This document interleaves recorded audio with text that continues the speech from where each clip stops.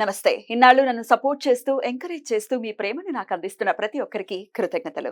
అలాగే ఈ వీడియో కూడా ఖచ్చితంగా మీకు ఉపయోగపడుతుంది. లైక్, షేర్ అండ్ సబ్స్క్రైబ్ చేసి మీ సపోర్ట్‌ని నాకు అందించండి. అలాగే ఈ వీడియో పట్ల మీకున్న అభిప్రాయాన్ని కామెంట్ సెక్షన్‌లో కామెంట్ చేసి తెలియజేయండి. ఇప్పుడు వీడియోని చూద్దాం. నమస్తే. Welcome to our channel. నేను పద్మిని. ప్రస్తుతం మనతో పాటు ప్రముఖ ఆధ్యాత్మికవేత్త, ఆస్ట్రోన్యూమరాలజిస్ట్, ఎనర్జీ వాస్తు స్పెషలిస్ట్, శ్రీ విద్య ఉపాసకురాలు శ్రీమతి జయప్రద గారు మనతో పాటు ఉన్నారు. మాట్లాడదాం. నమస్కారం అండి. నమస్తే అమ్మా. శ్రీమాత్రే నమః. బాగున్నారా? బాగున్నాం. 15 రోజులైంది మీరు వచ్చి, తెలుసా? గుర్తున్నామా మేము? గుర్తున్నా. నన్ను పద్మిని. అయ్యయ్యో. మీకు ఛానల్ ఉంది. Definitely. చాలా రోజులైంది మేము అవును. బాగున్నారు కదా? చాలా బాగున్నారు అన్న. రైట్. కాకపోతే ఇంట్లో కొంచెం పూజ వాటి వల్ల రాలేకపోయింది. తెలుసు నాకు. జయప్రద గారు, రాశుల వారి గురించి ఒకసారి మనం మాట్లాడుకుంటాం. కొత్త టైప్ ఆఫ్ సిరీస్ ఖచ్చితంగా చేద్దాము.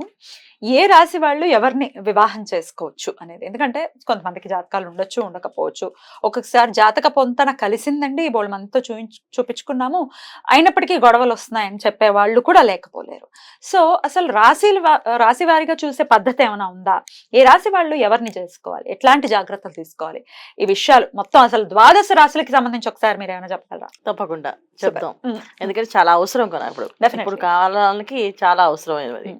మనం జాతకము అంటే ఒకప్పుడు జాతకం అంటే పొంతన ప్లస్ నాడి, తర్వాత నక్షత్రం పద్ధతి ఇవన్నీ చూసుకుని చేసుకోవడం. ఎందుకంటే ఆరోగ్య సమస్యలు రాకుండానికి, సౌభాగ్యం బాగుండడానికి, భార్యాభర్త ఇద్దరు కలయిక ఉన్న ఆనందంగా ఉండడానికి, తర్వాత వాళ్ళకి సకాలంలో సంతానం, యోగాలు, అన్ని భోగాలు అన్ని అనుభవించడానికి బాగుండాలని చూసేవాళ్ళు లెక్కలు. కానీ ఆ రోజుల్లో చూసే పద్ధతి వేరు, ఈ రోజుల పద్ధతి వేరు. ఆ రోజుల్లో ఏంటంటే మనస్తత్వం ఎలా ఉన్నా అవసరం లేదు, కుటుంబం మంచిది అని అంటే ఆ ఇంట్లో వివాహం చేయడానికి సిద్ధపడేవాళ్ళు. సో అలా చేసుకుని నేను నేర్పించండి చిన్నప్పుడు, మా 40 ఏళ్ళ కిందట మేము కింద మాకు చిన్నప్పుడు ఏం నేర్పించండి, నాన్న నువ్వు ఇప్పుడు ఏమైనా చేసుకో, అత్తగారింటికి వెళ్ళాక మీ అత్తగారు ఏం చెప్తా చేయాలి, మీ ఆయన ఏం చెప్తా చేయాలి, చక్కగా అలా నేర్పించేవాళ్ళు.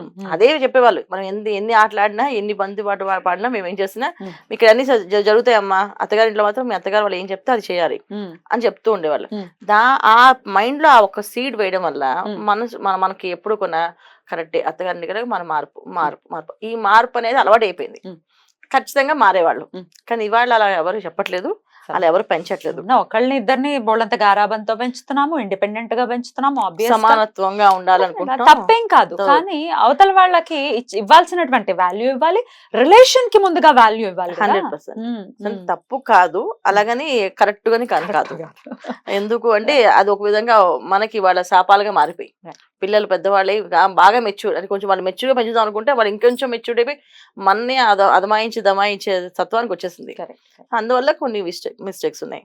అందుకని ఇప్పుడు మనం ఈ రాశి తత్వాలు చూసుకోకపోతే ఏమవుతుందంటే, ఇవాళ రోజున పిల్లలు వివాహం అంటే ఒకసారి ముడిపడితే ఇంకా లైఫ్ లాంగ్ అంతే. అది మంచివాడైనా చెడ్డవాడైనా మన ప్రారంభ కర్మ ఎలా ఉంటే అలాగే వస్తుందని చెప్పి మన పెద్దవాళ్ళు చెప్పేస్తారు, అలాగే ఉండేవాళ్ళు.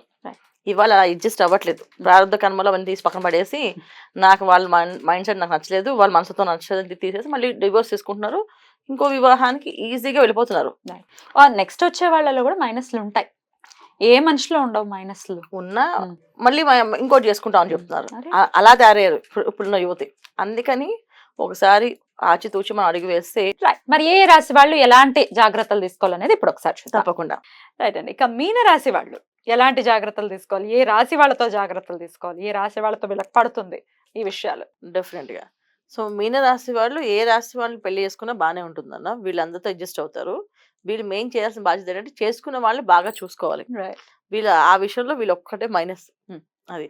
సో వీళ్ళకి చేసుకుంటున్నాం, మేము బాగా చూసుకుంటున్నాం అనుకుంటారు కానీ బాగా చూసుకోవడం కాదు, వాళ్ళే వీళ్ళని బాగా చూసుకోవాలి. అన్ని విషయాలు చెప్పాలి, అన్ని విషయాలు నేర్పించాలి. ప్రతి విషయం చెప్తే గానీ వాళ్ళు అర్థం కాదు. తొందరగా మోసపోయే తత్వం ఉంటుంది, తొందరగా నమ్మేసే తత్వం ఉంటుంది వీళ్ళకి. ఒక విధంగా చెప్పాలి చిన్నపిల్లల మనస్తత్వం అనుకోవచ్చు వీళ్ళని. ఈ చిన్నపిల్లల మనస్తత్వం వల్ల ప్రతిదీ కరెక్ట్ గా చెప్పారు వాళ్ళకి, వాళ్ళు చెప్పింది కరెక్టే, వాళ్ళు చెప్పిందే రైట్ అని చెప్పి అని నమ్మేయడం వల్ల ఇబ్బంది పడే అవకాశం ఉంది. సో వీళ్ళకి కొంచెం స్ట్రాంగ్ లైఫ్ పార్ట్నర్ ఉండాలి. అమ్మాయిలకైనా అబ్బాయిలకైనా స్ట్రాంగ్ లైఫ్ పార్ట్నర్ ఉండాలి. ఎందుకంటే వీళ్ళని కొట్టి తిట్టి హింసించే వాళ్ళు కాదు, వీళ్ళ ఆలోచనని కంట్రోల్ చేసేవాళ్ళు, వీళ్ళ ఆలోచన విధానాన్ని, వీళ్ళ మనస్తత్వాన్ని కంట్రోల్ చేసేవాళ్ళు కంపల్సరీగా. వీళ్ళకి మేషరాశి వాళ్ళు, కుంభరాశి, మకర రాశి వాళ్ళు అసలు పడరు. అందుకని వీళ్ళ మాయకి వాళ్ళు కూడా మాయలు పడిపోతారు మ్మ్. ఆటోమేటిక్ గా. మ్మ్. సో వాళ్ళు చెప్పింది కరెక్టేనేమో అనేసి మా మేషరాశి వాళ్ళు కూడా పడే మ్మ్. అవకాశం ఉంది. మ్మ్. అందుకే చేయకూడదు. వీళ్ళకి ఎవరిని చేయాలంటే కన్యా రాశి వాళ్ళకి చేయాలి, ఓ. మిథున రాశి వాళ్ళకి చేయాలి. మ్మ్. సో మిథున రాశి, కన్యా రాశి, మిథున రాశి వాళ్ళు లెక్కలు వేసి చెప్తారు ప్రతిదీ. మ్మ్. మీరు ఇలా చేద్దాం అనుకున్నా ఇగో నేను చెప్తాను లెక్క, ఈ లెక్క చూడండి, ఈ లెక్క ప్రకారం అయితే మీరు వెళ్ళండి, లేదా వెళ్ళకండి అని చెప్తారు. Right. ఖచ్చితంగా వాళ్ళు అర్థం చేసుకోగలుగుతారు. తర్వాత కన్యా రాశి, తర్వాత వీళ్ళకి ఇంకా పడేది వృశ్చిక రాశి. వృశ్చికం. వీళ్ళు బాగా పడతారు. మ్మ్. సో ఈ విషయంలో వీళ్ళు చాలా స్ట్రాంగ్ అంటే వైఫ్ అండ్ హస్బెండ్ అయినా వీళ్ళు వస్తే వీళ్ళకి చాలా బ్రహ్మాండంగా అంటే లైఫ్ చాలా బాగుంటుంది. మ్మ్. మోసపోకుండా, ఎక్కడ ఇబ్బంది పడకుండా హ్యాపీ లైఫ్ వెళ్తుంది. మ్మ్. మ్మ్. కర్కాటక రాశి వాళ్ళు కూడా పడతారు, కానీ పాపం ఇద్దరు మోసపోతుంటారు. ఇద్దరు.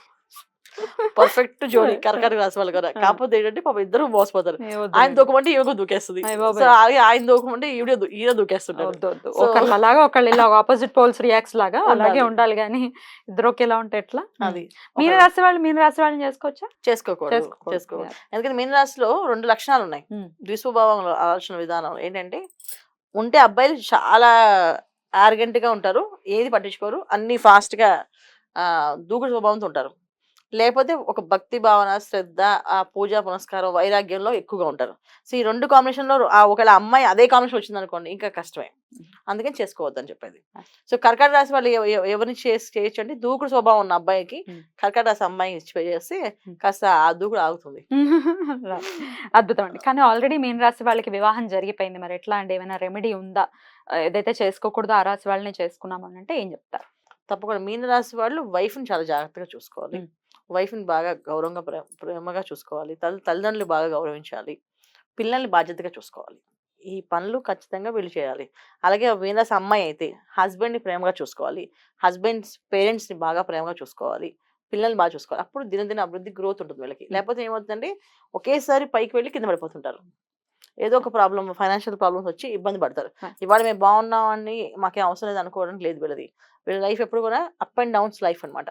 సో 50 years వరకు లైఫ్ అలాగే ఉంటుంది. 50 years తర్వాత వీళ్ళ లైఫ్ అసలు యాక్చువల్ వీళ్ళ లైఫ్ వచ్చేది. కానీ అప్పటికి ఏముంటుంది, 50 years తర్వాత వచ్చే లైఫ్ ని ఎంజాయ్ చేయడానికి ఏముంటుంది. అప్పుడు అంతా వయసు వచ్చేస్తుంది, మొత్తం పిల్లలందరూ పెద్దవాళ్ళు అవుతుంది. ఏ లైఫ్ లో ఎంజాయ్ చేసేది ఉండదు. ప్రాక్టికల్ గానే ఈ మార్పులు చేసుకోవాలి. ప్రాక్టికల్ గా చేయాలి. కానీ అప్పటికి ఏముంటుంది, 50 years తర్వాత వచ్చే లైఫ్ ని ఎంజాయ్ చేయడానికి ఏముండదు. అప్పుడు అంతా వయసు వచ్చేస్తుంది, మొత్తం పిల్లలందరూ పెద్దవాళ్ళు అవుతుంది. ఏ లైఫ్ లో ఎంజాయ్ చేసేది ఉండదు. ప్రాక్టికల్ గానే ఈ మార్పులు చేసుకోవాలి. ప్రాక్టికల్ గా చేయాలి కంపల్సరీగా. అద్భుతం అండి. చాలా బ్యూటిఫుల్ గా ఎక్స్ప్లెయిన్ చేశారు. ద్వాదశ రాశుల వాళ్ళు కూడా ఏ రాశి వాళ్ళని వివాహం చేసుకోవచ్చు, ఏ రాశి జోలికి వెళ్ళొద్దు అనేది చాలా చక్కగా వివరించారండి. కృతజ్ఞతలు. Thank you so much. నమస్తే. నమస్తే అమ్మా. శ్రీమాత్రే నమః.